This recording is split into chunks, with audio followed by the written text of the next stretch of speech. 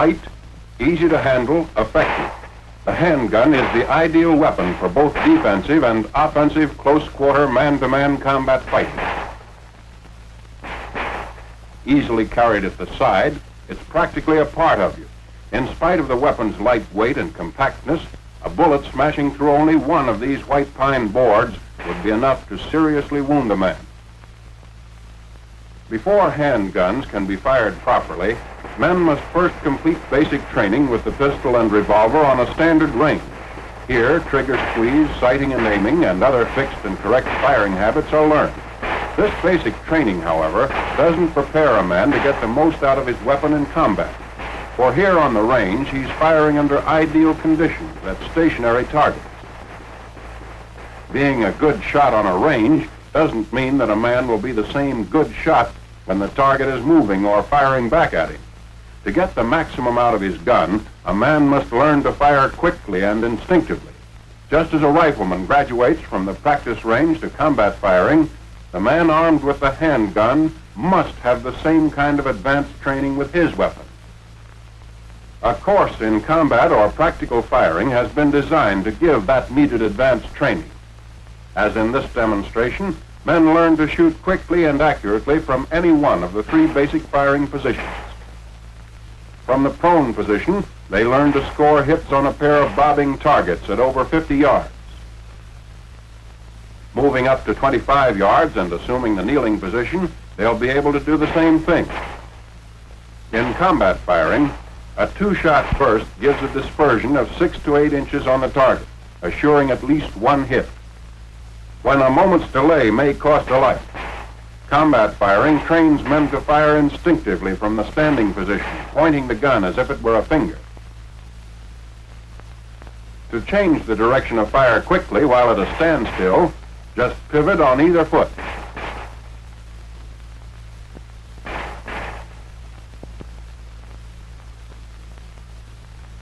When moving forward, it may become necessary to change direction and fire from a walk if the target suddenly appears on the flank. This is combat firing, quick, automatic, and accurate. Now let's follow a small group of men who've just finished basic training with the pistol as they're taken through a course in combat firing. Safety precautions apply here too. The first thing you always do is inspect and clear your piece. When that's been done, you're ready to proceed. One of the most important things in combat firing is the correct grip on the gun stock. So we'll take that up first. Fit the pistol in the crotch of the hand and take a firm, tight grip on the weapon. The barrel should be in direct alignment with the forearm. So if you pointed your finger instead of the gun, it would be right on the target.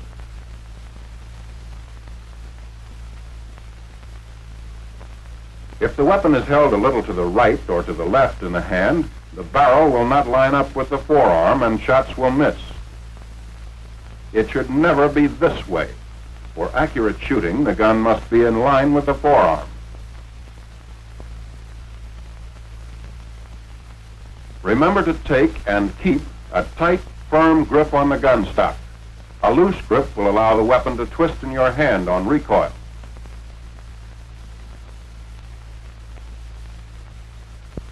Keep practicing this rigid grip until it's done automatically. That's the way you'll have to do it when it really counts.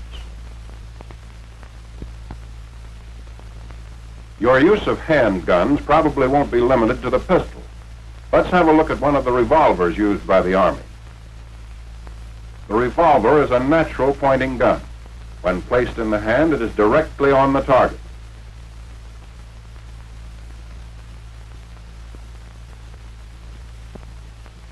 The pistol, however, due to its stock design, requires a slight upward cocking of the wrist to bring it in line with the target. After a little practice, this adjustment will become instinctive. Greater accuracy with either the pistol or the revolver can be obtained by using a two-handed grip. Simply hold the gun firmly with the right hand.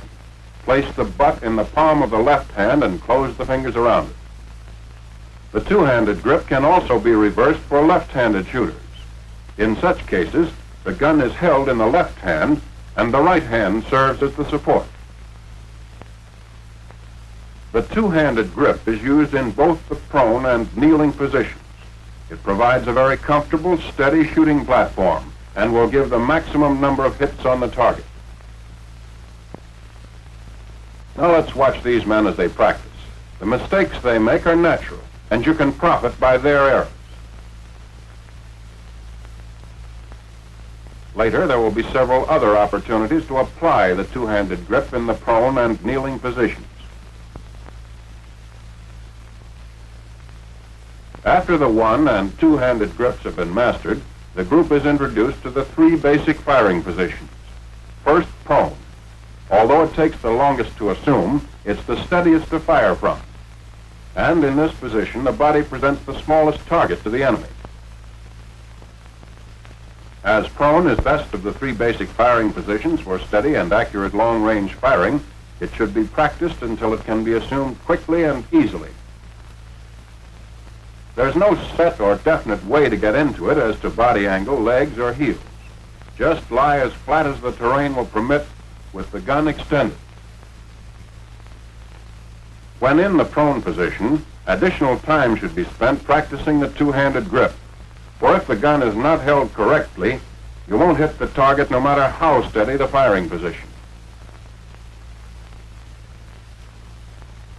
When your instructor is satisfied with your proficiency in the basic prone position, he may allow you to practice more spectacular maneuvers.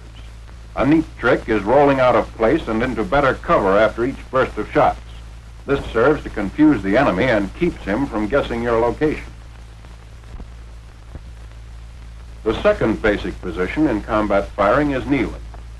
Like prone, kneeling offers a relatively small target and at the same time is very steady. It's easy to get into. Just drop down on one knee and extend the gun. You can fire while down on either knee as long as you're well balanced.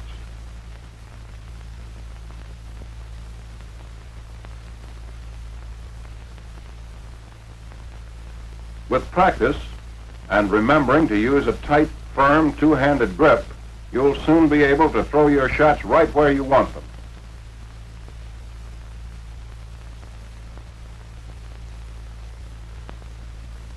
It's a good idea to alternate knees, for in combat, the terrain and cover will decide which one will be best to use. Learn every movement so it can be done smoothly and promptly without having to think about it. Now for the standing or point firing position. Place the feet in a natural position, ready to move in any direction. Face the target, knees flexed, with the trunk bent slightly forward in a crouch. Hold the arm straight, with the wrist and elbow locked. Then, using the shoulder as a pivot point, raise the gun to eye level. In the point firing position, do not use the gun sight. Fire instinctively, point blank, in the general direction of the target. When not actually firing, the gun should be carried in the ready position, slightly extended and centered between the knees at about a 45-degree angle from the body. Raised pistol, the position taught in basic training, may affect accuracy when combat firing. As the gun is pushed forward and the arm reaches full extension, the force of the shove causes the wrist to snap and the muzzle of the gun drops. Shooting from the hip may look good, but it isn't practical for combat. The main reason is that you can't see whether your gun is on the target in that position. Then, too, if you lock your elbow to form a 90-degree angle between the forearm and the upper arm, you're off balance when you shoot at high targets.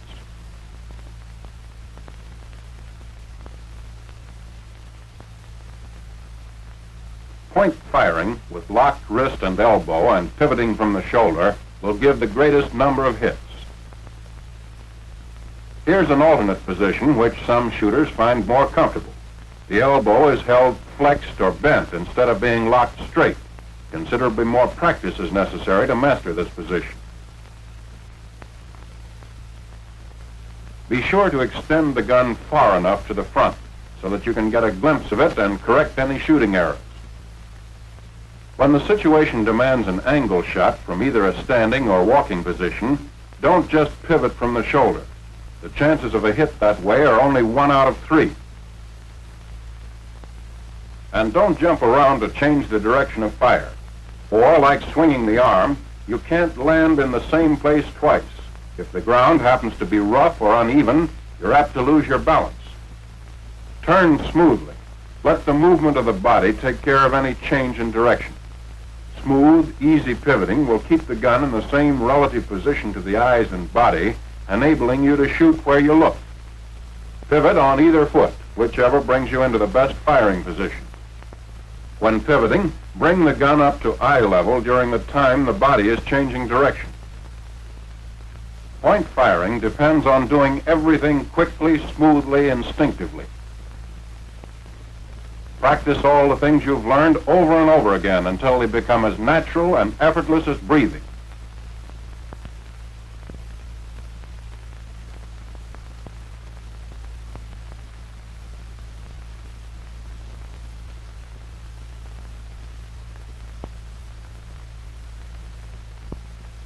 Now let's see how these same men will do with live ammunition. Remember that these are the first rounds they've fired since completing the basic firing course. In order that hits may be more easily seen, tracer ammunition is being used.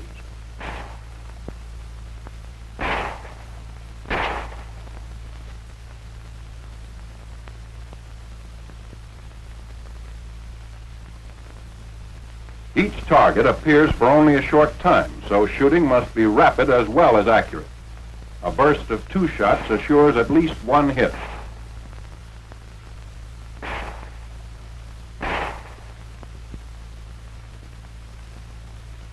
At 25 yards, kneeling, the group will do fairly well.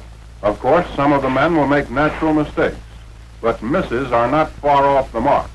Minor corrections will put these men right on the target in a short time.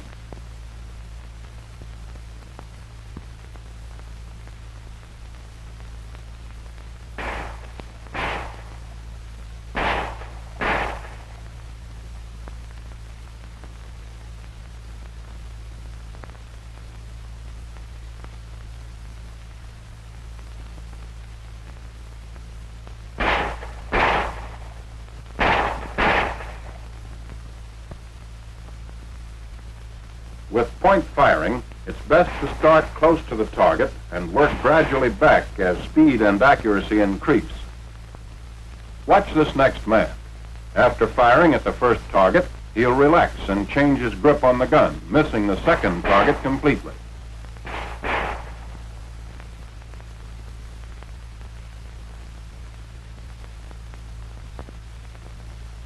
Here's a man who doesn't have his gun lined up with his arm and isn't shooting where he's pointing.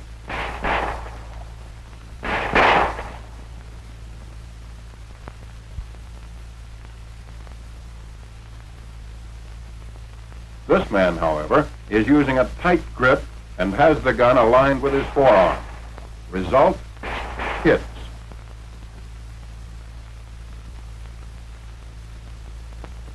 For teaching large groups of men combat or practical firing, a regular pistol range can be easily converted. The main requirements are a firing line at 50 yards and replacing the conventional bullseye targets with 2 bobbing targets placed 8 feet apart for each firing point. When practicing the kneeling position, the pistol stands at the 25-yard line can be used to simulate obstructions over which to fire. The gun should never be rested directly against them or anything else when firing. If additional support is needed, rest the hand or arm against the solid object, but never the gun itself. For practicing point firing, shoot from the 15-yard line. Allow no more than 2 steps forward to maintain the safety angle. Point firing will require more practice than firing from either the prone or kneeling positions. Courses of instruction should be designed to provide additional time for the standing position. To test judgment as well as marksmanship in a realistic setting, little Berlin or Tokyo installations may be used for small advanced groups. To avoid being picked off by snipers, the man being tested drops into prone at 50 yards. As he moves forward, he takes advantage of all cover, keeping constantly on the alert, since targets may be rigged in windows and around corners.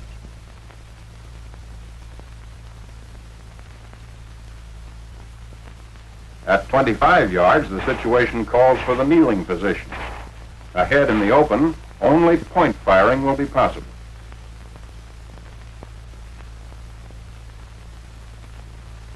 This is combat firing, quick, instinctive, the kind of training that can mean the difference between his life and yours.